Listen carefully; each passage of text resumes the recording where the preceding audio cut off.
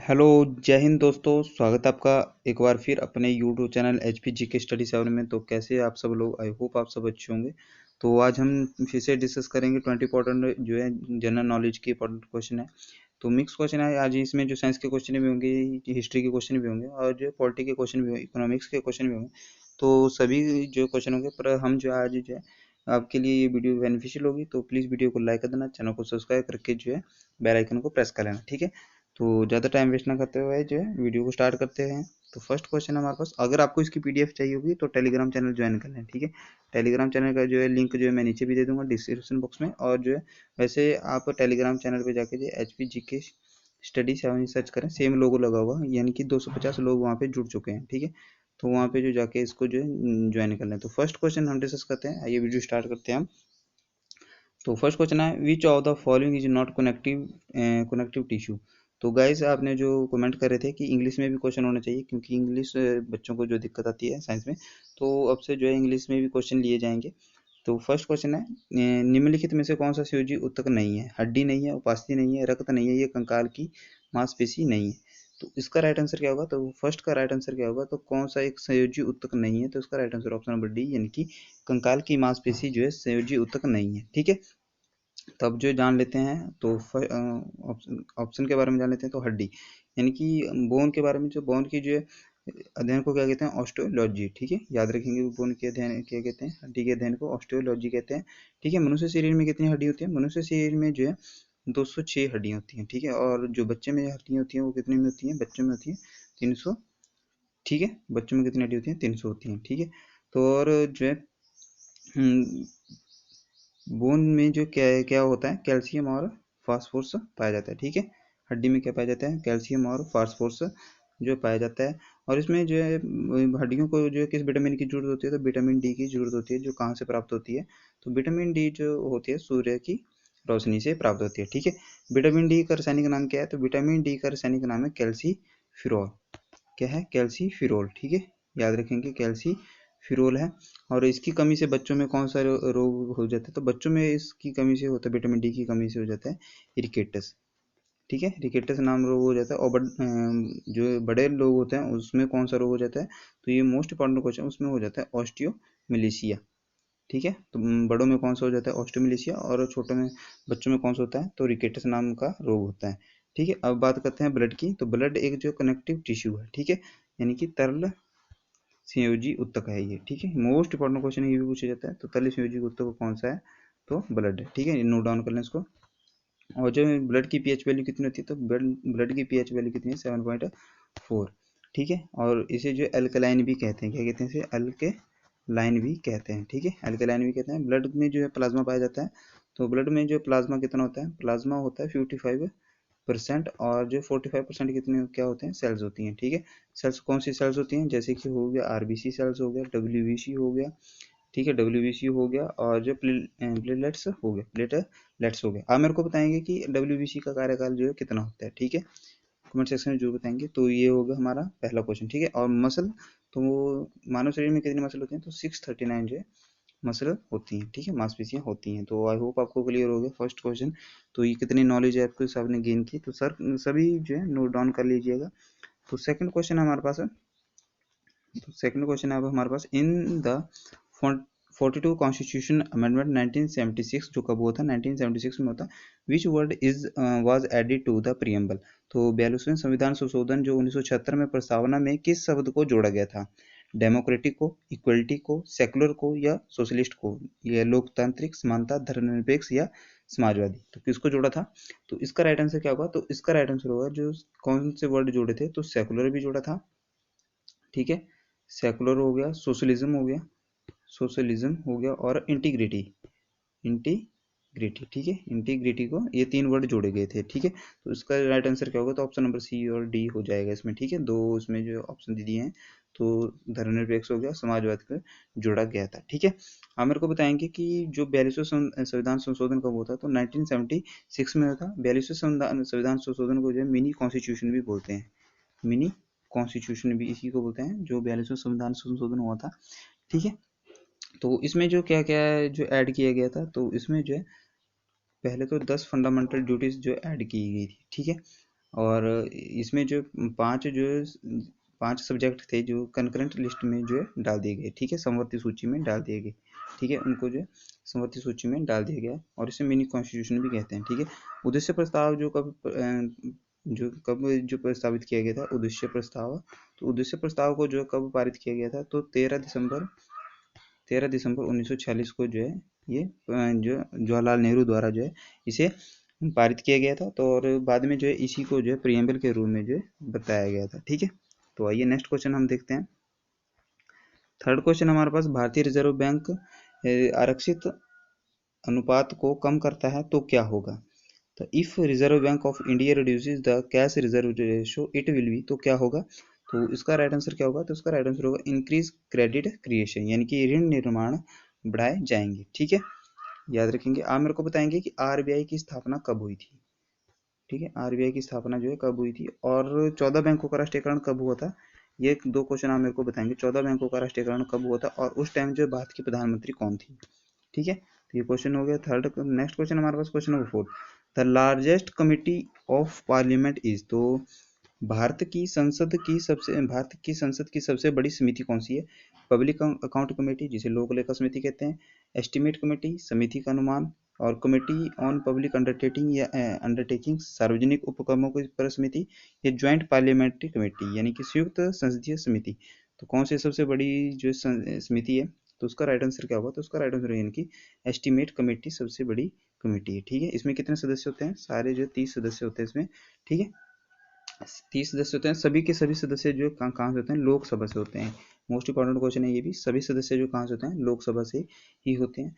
और जो है पब्लिक अकाउंट कमेटी में और जो है committee of on public undertaking, यानी कि इनमें जो 22 सदस्य होते हैं, ठीक है, जो इसमें जो 15 लोकसभा से होते हैं और 7 जो है राज्यसभा से होते हैं, ठीक है। नोट डाउन कर लें इसको भी। तो और इनको जो है ज्वाइंट सिस्टर भी कहते हैं, ठीक है, इनको जो कमेटी सिस्टर भी कहते हैं, ठीक है, पब्लिक अकाउंट कमेटी को और कमेटी ऑन पब्लिक अंडरटेकिंग को, ठीक है। तो नेक्स्ट हम डिस्कस करते हैं। आई होप आप सभी को क्लियर हो रहा है, मजा आ रहा होगा पढ़ने में। नेक्स्ट क्वेश्चन हमारे पास, मछली से कॉड लिवर तेल किस विटामिन में समृद्ध होता है। तो विटामिन ए में, विटामिन डी में, विटामिन सी में, या विटामिन बी में। तो इसका जो राइट आंसर क्या होगा, तो विटामिन ए भी होगा, विटामिन डी भी होगा, पर इसमें जो पूछा है कि कॉड लिवर ऑयल जो सबसे ज्यादा किसमें होता है, तो विटामिन डी सबसे ज्यादा होता है, ठीक है। विटामिन ए जो इसमें प्रेफरेंस नहीं दी जाती, विटामिन डी इसका बिल्कुल सही आंसर होगा, ठीक है। तो विटामिन डी का रासायनिक नाम, इसमें जो वैज्ञानिक नाम मैंने रासायनिक नाम बताया था आपको, कैल्सीफिरॉल, ठीक है, याद रखेंगे कैल्सीफिरॉल, ये भी क्वेश्चन आपसे पूछा जाता है। और जो है विटामिन ए का जो है क्या नाम है, विटामिन ए का जो होता है रेटिनॉल, रेटिनॉल होगा। इसके जो इससे जो कौन सी बीमारी होती है, इसकी कमी से तो रतौंधी होती है, ठीक है, जिसे बोलते हैं सीकनेस ब्लाइंडनेस, ठीक है, ब्लाइंडनेस की कमी होती है। और विटामिन सी, तो विटामिन सी का जो रासायनिक नाम क्या था, एस्कॉर्बिक एसिड, एस्कॉर्बिक एसिड, इसका जो कमी से कौन सा होता है, तो स्कर्वी रोग होता है, ठीक है, जैसे मसूड़ों का फूलना, ठीक है। और जो है मिल्क में जो है ना विटामिन सी पाई जाती है ना विटामिन डी पाया जाता है, ठीक है, याद रखेंगे। मिल्क में कौन सा ना पाया जाता है, विटामिन ना सी पाया जाता है ना विटामिन डी पाया जाता है, ठीक है, याद रखेंगे। नेक्स्ट हमारे पास विटामिन बी, तो विटामिन बी का रासायनिक नाम कौन सा है, तो थायामीन, थायामीन इसका नाम है, ठीक है, याद रखेंगे। इसकी कमी से कौन सा रोग होता था, इसके होता है बेरी बेरी, बेरी बेरी रोग होता है, ठीक है, याद रखेंगे। तो आई होप आपको क्लियर होगा। तो विटामिन जो वर्ड है किसने दिया था, तो विटामिन वर्ड जो है किसने दिया था, फंक ने दिया था। ये भी क्वेश्चन पूछा जाता है, किसने दिया था, फंक ने दिया था। तो आपसे एक क्वेश्चन और पूछा जाता है कि वाटर सॉल्युबल विटामिन कौन कौन से हैं, जो पानी में घुलने वाले विटामिन कौन कौन से हैं। तो पानी में घुलने वाले याद रखेंगे, एक ट्रिक बताता हूँ आपको, गई भैंस पानी में, ठीक है, गई भैंस पानी में। तो याद रखेंगे भैंस गई कहाँ में गई, पानी में, तो भैंस से बन गया बी और सी जो है, ये जो है पानी में घुलने वाले वाटर सॉल्युबल हैं। और बाकी विटामिन कौन बचे, फैट सॉल्युबल, तो फैट सॉल्युबल में बचे ए डी ई के, ठीक है। तो इसे आपको याद रह जाएगा, याद, ठीक है। बी और सी जो वाटर सॉल्युबल है, और फैट यानी कि वसा में कौन से घुलने वाले हैं, तो ए डी और ई के हैं, ठीक है। तो आई होप आपको ये क्लियर हो गया। तो नेक्स्ट क्वेश्चन हम डिस्कस करते हैं। तो नेक्स्ट क्वेश्चन चलते हैं। नेक्स्ट क्वेश्चन हमारे पास, हिमालय उदाहरण है, तो किस चीज का उदाहरण है हिमालय, फोल्ड माउंटेन का, ब्लॉक माउंटेन का, एंशियंट माउंटेन का, या रेसिड्यूल माउंटेन का। तो ब्लॉक माउंटेन जो है हिमालय जो किसका उदाहरण है, तो उसका राइट आंसर होगा फोल्ड माउंटेन का, ठीक है, फोल्ड माउंटेन का। हिमालय का निर्माण जो अब हुआ था, हिमालय का जो निर्माण हुआ था, वहाँ पे पहले क्या था, तो टेथिस नाम का सागर था वहाँ पे। कौन था? टेथिस नाम का सागर था। बाद में जो प्लेट टाइटेनिक जो है आपस में टकरा के जो वहाँ पे हिमालय का निर्माण हुआ है, तो ये फोल्ड माउंटेन का जो है उदाहरण है। ठीक है, फोल्ड माउंटेन का। तो इंडिया फोल्ड माउंटेन कौन सी है? तो इंडिया की सबसे पुरानी तो अरावली है। ठीक है, अरावली। अरावली की सबसे ऊंची चोटी कौन सी है? तो अरावली की सबसे ऊंची चोटी है गुरु शिखर। याद रखेंगे, मोस्ट इंपॉर्टेंट है ये भी, गुरु शिखर। ठीक है, कौन सी है? गुरु शिखर। जो कहाँ पे है? ये राजस्थान में है। ठीक है, राजस्थान में है। ठीक है, आप मेरे को कमेंट सेक्शन में बताएंगे कि सांबर झील जो है कहाँ पे स्थित है। सांबर झील कहाँ पे है? ठीक है, सांबर झील कहाँ पे स्थित है, आप मेरे को बताएंगे। ठीक है, तो ये हो गया। नेक्स्ट हमारे पास क्वेश्चन है, नेक्स्ट अगला क्वेश्चन देख लेते हैं। नेक्स्ट हमारा क्वेश्चन है, स्वदेशी बहिष्कार आंदोलन किससे संबंधित है? The Swadeshi boycott movement is related to. तो 1947 में बंगाल का विभाजन, या बंगाल का विभाजन 1905 में, या 1921 में असहयोग आंदोलन, या 1947 में पंजाब का विभाजन। तो स्वदेशी बहिष्कार जो किस टाइम हुआ था, तो इसका राइट आंसर होगा, यानी कि इसका किससे संबंधित है, तो बंगाल का विभाजन हुआ था 1905 में। और उस टाइम जो कौन थे गवर्नर? तो उस टाइम थे लॉर्ड कर्जन। बात की वॉइस राय थे। ठीक है, उस टाइम कौन थे? Lord Curzon. याद रखें, इनके टाइम जो है बंगाल का विभाजन हुआ था। ठीक है, याद रखेंगे इसको भी। नेक्स्ट हमारे पास क्वेश्चन है, नेक्स्ट क्वेश्चन हमारे पास, दिल्ली सल्तनत की आधिकारिक भाषा थी, तो कौन सी थी दिल्ली सल्तनत की आधिकारिक भाषा? उर्दू थी, अरबी थी, पर्शियन थी, या हिंदी थी? तो दिल्ली सल्तनत की आधिकारिक भाषा कौन सी थी? तो पर्शियन थी। ठीक है, कौन सी थी? पर्शियन। ये अकबर के समय में ये अपनाई गई थी, अकबर के समय में अपनाई गई थी। तो तभी तो अकबर ने जो है महाभारत और रामायण का जो है उनका जो अनुवाद जो है करवाया था। ठीक है, किसने किया था उनका अनुवाद? कमेंट सेक्शन में बताएंगे। नेक्स्ट हमारा क्वेश्चन है, मानव शरीर की सबसे बड़ी धमनी कौन सी है? तो मानव शरीर की सबसे बड़ी धमनी कौन सी है? महाधमनी है, जिसे एरोटा के नाम से जानते हैं, कोशिका है, या वेन कावा है, या फेफड़े की नस है? तो मानव शरीर की में सबसे बड़ी धमनी कौन सी है? तो एरोटा है। ठीक है, महाधमनी बोलते हैं जिसको। ठीक है, महाधमनी। याद रखेंगे। नेक्स्ट को जो पल्मोनरी वेन्स होती हैं, ठीक है, जो पल्मोनरी आर्टरीज होती हैं, तो वो प्योर ब्लड को जो है लंग्स से हार्ट तक ले जाने का काम करती हैं। इस बात को भी नोट डाउन कर लें, ये भी क्वेश्चन पूछा जाता है कि कौन सी जो है कौन सी जो आर्टरीज होती हैं जो शुद्ध रक्त को जो है लंग्स से हृदय दिल तक पहुंचाने की, यानी हृदय तक पहुंचाने का काम करते हैं, तो उसको बोलते हैं पल्मोनरी आर्टरीज। ठीक है, नेक्स्ट हमारा क्वेश्चन है, सीपीयू इज कंसिस्ट ऑफ। तो सीपीयू होता है, तो सीपीयू क्या होता है? तो सीपीयू की फुल फॉर्म तो होती है सेंट्रल प्रोसेसिंग यूनिट। सभी को पता ही होगा, सभी ने पढ़ाई है। तो इसमें कौन कौन सी चीजें होती हैं? तो इसमें तीन चीजें, अर्थमेटिक होती है, arithmetic and logic unit, and register and control unit, और इसमें एक होता है कैलकुलेटर सिस्टम। ठीक है, तो उसमें ये भी होता है सिस्टम यूनिट है। ठीक है, मेमोरी सिस्टम भी होता है इसमें। तो ऑप्शन नंबर 20 का बिल्कुल सही आंसर होगा। नेक्स्ट हमारा क्वेश्चन है, राज्य के नीति निर्देशक तत्वों का सिद्धांत जो है कहाँ से अपनाया गया था? ठीक है, the directive principle of state policy has been be adopted from which constitution? तो ये क्वेश्चन जो है तो कल में भी मैंने आपके लिए जो वीडियो बनाई थी उसमें भी मैंने ये बताया था। तो उसका राइट आंसर क्या होगा? तो ये आयरिश संविधान से लिया गया। ठीक है, आयरलैंड से लिया गया। तो डीपीएसपी का उल्लेख जो कितने से कितने तक है? तो 36 से लेके 51 तक जो है डीपीएसपी का जो है उल्लेख दिया गया। कौन से भाग में? तो भाग 4 में। ठीक है, याद रखेंगे, भाग 4 में दिया गया है। ठीक है, और जो है अमेरिका से कौन सा क्या लिया गया? तो अमेरिका से लिया गया, फंडामेंटल राइट से लिया गया, और जुडिशियल रिव्यू जो है कहाँ से लिया गया? तो अमेरिका के संविधान से लिया गया। और ब्रिटिश से क्या लिया गया? तो ब्रिटिश से हमने जो है सिंगल सिटीजनशिप ली गई है। ठीक है, सिंगल सिटीजन यानी कि एकल नागरिकता ली गई है। ठीक है, और इक्वलिटी जो कहाँ से ली गई है? तो फ्रेंच संविधान से ली गई है इक्वलिटी। याद रखेंगे, सारे क्वेश्चन जो सारे कंसेप्ट जो क्वेश्चन पूछे जाते हैं मोस्ट इंपॉर्टेंट। ठीक है, सभी चीज आपके लिए डिस्कस करी जा रही है। नेक्स्ट हमारा क्वेश्चन है, कठोर कोयले का उच्चतम गुण कौन सा है? तो एंथ्रेसाइट है, बिटुमिन्स है, लिग्नाइट है, या पीट है? तो कठोर कोयले का उच्चतम गुण कौन सा होता है? सभी को पता है कि एंथ्रेसाइट जो सर्वोत्तम गुण होता है कोयले का। ठीक है, याद रखेंगे। तो ये कहाँ से प्राप्त होता है? तो कोयल जो है सेडिमेंट्री रॉक से प्राप्त होता है, सेडिमेंट्री रॉक्स से प्राप्त होता है, जिसे बोलते हैं हिंदी में अवसादी चट्टानें। क्या बोलते हैं इसको? अवसादी चट्टानों से प्राप्त होता है। ठीक है, याद रखेंगे। तो आप मेरे को कमेंट सेक्शन में बताएंगे कि जो है संगमरमर है कौन से चट्टानों से प्राप्त होता है? संगमरमर कौन से चट्टानों से प्राप्त होता है? ठीक है, नेक्स्ट क्वेश्चन हमारे पास, अमर्त्य सेन ने किस क्षेत्र में नोबेल पुरस्कार जीता था? व्यष्ट अर्थशास्त्र में, कल्याणकारी अर्थशास्त्र में, आर्थिक विकास मॉडल में, या निवेश उत्पाद मॉडल में? तो अमर्त्य सेन ने किस वर्ष किस क्षेत्र में नोबेल पुरस्कार जीता था? तो अमर्त्य सेन को पहले तो पुरस्कार कब मिला था? तो 1998 में दिया गया था, ठीक है। किस फील्ड में दिया गया था? अर्थशास्त्र यानी कि कल्याणकारी अर्थशास्त्र में दिया गया था, वेलफेयर इकोनॉमिक्स में दिया गया था, ठीक है। कब दिया गया था? 1998 में। अब आपको बता देते हैं कि नोबेल पुरस्कार जो है कितने क्षेत्रों में दिया जाता है? तो 6 क्षेत्रों में दिया जाता है। कौन कौन से होते हैं? फिजिक्स हो गया, पहले फिजिक्स हो गया, केमिस्ट्री हो गया, मेडिकल हो गया, ठीक है, मेडिसिन में दिया जाता है, इकोनॉमिक्स में दिया जाता है और लिटरेचर में। तो ये 5 जो हो गए, फिजिक्स, केमिस्ट्री, मेडिसिन और जो है इकोनॉमिक्स और लिटरेचर, तो इनमें जो 5 क्षेत्रों में जो नोबेल दिया जाता है वो कहाँ पे दिया जाता है? स्टॉकहोम। स्टॉकहोम मोस्ट इंपॉर्टेंट है, ये भी स्टॉकहोम में दिया जाता है, जो कहाँ पे? स्वीडन में। कहाँ पे दिया जाता है? स्वीडन में दिया जाता है, याद रखेंगे, ठीक है। और जो एक नोबेल पुरस्कार है जिसको बोलते हैं पीस का नोबेल पुरस्कार, PACE, पीस का यानी कि शांति का नोबेल पुरस्कार, वो कहाँ पे दिया जाता है? तो वो दिया जाता है नॉर्वे, ओस्लो में, ठीक है। नॉर्वे की राजधानी कहाँ पे? ओस्लो में दिया जाता है, ठीक है, याद रखेंगे। नॉर्वे को क्या बोलते हैं? Land of midnight, land of midnight को बोला जाता है नॉर्वे को, ठीक है, याद रखेंगे। तो नेक्स्ट क्वेश्चन हमारे पास है, जल्दी जल्दी करते हैं, डिस्कस करते हैं। नेक्स्ट क्वेश्चन हमारे पास, चिपको का नारा यानी कि पारिस्थितिकी की स्थायी अर्थव्यवस्था किसने जो गढ़ा था? तो चैन प्रसाद भट्ट ने, सुंदरलाल बहुगुणा ने, श्याम प्रसाद बहुगुणा या बचनी देवी? तो ऑप्शन नंबर इसका 20 सही होगा, ठीक है। सुंदरलाल बहुगुणा इसका बिल्कुल सही आंसर होगा, ठीक है। चिपको आंदोलन कब हुआ था? 1973 में हुआ था, जो कहाँ पे? उत्तराखंड में हुआ था, ठीक है। तो याद रखेंगे इसको, ठीक है। नेक्स्ट क्वेश्चन हम डिस्कस करते हैं, नींबू का खट्टा स्वाद निम्नलिखित में से किसकी उपस्थिति के कारण होता है? तो सिट्रिक एसिड की, सिरका अम्ल की, या ऑक्जेलिक एसिड की, या फॉर्मिक एसिड की?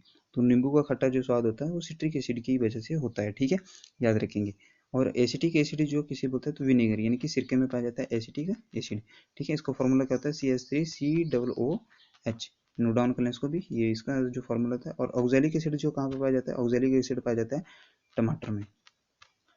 कहाँ पाया जाता है? टमाटर में पाया जाता है। फॉर्मिक एसिड कहाँ पाया जाता है? फॉर्मिक एसिड पाया जाता है चिंटी के डंक में, ठीक है, चिंटी के डंक में पाया जाता है, याद रखेंगे, ठीक है। नेक्स्ट हमारा उस क्वेश्चन है, निम्नलिखित में से किस अनुसूची में 4 उत्तर पूर्वी राज्य हैं जो असम है, मेघालय है, त्रिपुरा है और मिजोरम है, जनजातीय क्षेत्रों के प्रशासन के लिए विशेष प्रावधान है? तो कौन से अनुसूची में दिया गया है? तो 6th शेड्यूल में दिया गया है, याद रखेंगे, किसमें दिया गया? 6th शेड्यूल में दिया गया है। कितने टोटल शेड्यूल कितने हैं? वर्तमान में तो 12 है, जब संविधान का निर्माण हुआ था कब, तो तब कितने थे? तो 8 थे। क्वेश्चन ये भी बनता है, जब संविधान का निर्माण हुआ था उस टाइम जो कितने अनुसूचियां थी? 8 थी, और वर्तमान में कितनी? 12 है। तो आइए जान लेते हैं कि पहली अनुसूची में क्या है। तो फर्स्ट अनुसूची में है हमारा यूनियन यानी स्टेट के बारे में दिया गया है, राज्य और जो केंद्र शासित प्रदेशों के बारे में बताया गया। दूसरी अनुसूची में क्या बताया गया? जल्दी से, ठीक है, वेतनों के बारे में बताया गया, दूसरी अनुसूची। तीसरी अनुसूची में क्या बताया? शपथ, ठीक है, तीसरी अनुसूची में क्या बताया? शपथ बताया। चौथी में क्या बताया? फोर्थ में बताया गया है जो राज्यसभा की सीटों का आवंटन, ठीक है, राज्यसभा की सीटों का आवंटन। पांचवी अनुसूची में क्या बताया गया? पांचवी अनुसूची में बताया गया जो SC ST जो इनके बारे में बताया गया, ठीक है, जो SC ST लोग होते हैं इनके बारे में बताया गया। नेक्स्ट क्वेश्चन है 6, तो 6 में आपको बता दिया कि 6 में क्या बताया गया, इन 4 राज्यों के बारे में बताया गया, आसान तरीके से याद रख लेंगे, ATM, ठीक है, असम, त्रिपुरा, मिजोरम और मेघालय, ठीक है, याद रखेंगे इसको।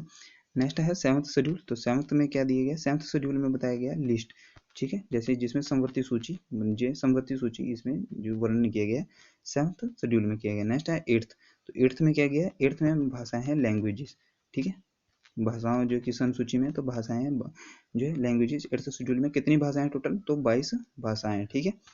नेक्स्ट हमारा उस क्वेश्चन है कि जो 9th शेड्यूल में क्या दिया गया? 9th में लैंड रिफॉर्म, ठीक है, लैंड रिफॉर्म जो कब हुआ था? ये 9th कब जोड़ा गया था? तो ये फर्स्ट कॉन्स्टिट्यूशन अमेंडमेंट हुआ था 1951 में हुआ था, ठीक है, याद रखेंगे। तो इसमें 9th शेड्यूल जोड़ा गया था। नेक्स्ट है 10th में दल विरोधी कानून, दल बदल विरोधी कानून, ठीक है, जो कब हुआ था? तो ये 52 कॉन्स्टिट्यूशन अमेंडमेंट है, कब हुआ था? ये 1985 में हुआ था, ठीक है। यहाँ पे लिखने की जो है जगह कम है, तो आप जो है जो मैं बोल रहा हूँ उसको नोट डाउन कर लें, ठीक है। नेक्स्ट है पंचायती राज, 11 जो शेड्यूल है 11 शेड्यूल में दिए गए पंचायती राज व्यवस्था, ठीक है, पंचायती राज व्यवस्था जो कब हुआ था? तो 73 कॉन्स्टिट्यूशन अमेंडमेंट हुआ था, कब हुआ था? 1992 में हुआ था, ठीक है। तो लास्ट जो शेड्यूल है, लास्ट 12 शेड्यूल है जो कब हुआ था? तो उसमें दिया गया म्यूनिसिपैलिटी यानी कि नगर निगम, नगर पालिका, तो ये भी सेम हुआ था 1993 या 1992 में, ठीक है। नेक्स्ट हमारा उस क्वेश्चन है, शैवाल के फैलने का कारण क्या होता है? तो शैवाल के फैलने का कारण क्या होता है? तो शैवाल के फैलने का कारण क्या होता है? ग्लोबल वार्मिंग होता है, या लवण होता है, या सुपोषण होता है, या जैव आवर्धन होता है। तो उसका राइट आंसर हो, यानी कि सवाल के फाड़ने का कारण होता है सुपोषण। ठीक है, याद रखेंगे। तो आज का लास्ट क्वेश्चन हमारे पास है, निम्न में से कौन सा जो एक अच्छा विद्युत चालक है? तो ग्रेफाइट है, हीरा है, पीट है, या लकड़ी का कोयला है? तो कौन सा एक अच्छा विद्युत का चालक है? तो ग्रेफाइट इसका जो है अच्छा विद्युत का चालक है। ठीक है, नहीं याद रखेंगे। तो यहीं पे वीडियो समाप्त करते हैं। तो कैसी लगी आपको वीडियो? अगर आज जो है क्वेश्चन डिस्कस भी किए हैं, बिल्कुल जो है ब्रीफ जो आपके साथ जो है इम्पोर्टेंट टॉपिक के साथ जो है आपको जो तैयारी सारे जो ऑप्शन सॉल्व करवाए हैं। तो कमेंट सेक्शन में जो बताएं कि क्या आपको ये वीडियो कैसी लगी। अगर आप इस तरह की वीडियो चाहते हैं तो कमेंट सेक्शन में यस लिखें। अगर जो आपको जो है क्वेश्चन और आंसर की वीडियो चाहिए जल्दी जल्दी, तो वैसी ही वीडियो बना दी जाएगी जैसे आप बोलेंगे। ठीक है, अगर आपको ऐसी वीडियो चाहिए तो ऐसी वीडियो बनाई जाएगी। अगर आपको जो डायरेक्ट क्वेश्चन आंसर की वीडियो बनाई जाएगी चाहिए तो वैसी बना दी जाएगी। तो यहीं पे वीडियो समाप्त करते हैं। जय हिंद, जय भारत, धन्यवाद। आपका दिन शुभ हो। धन्यवाद।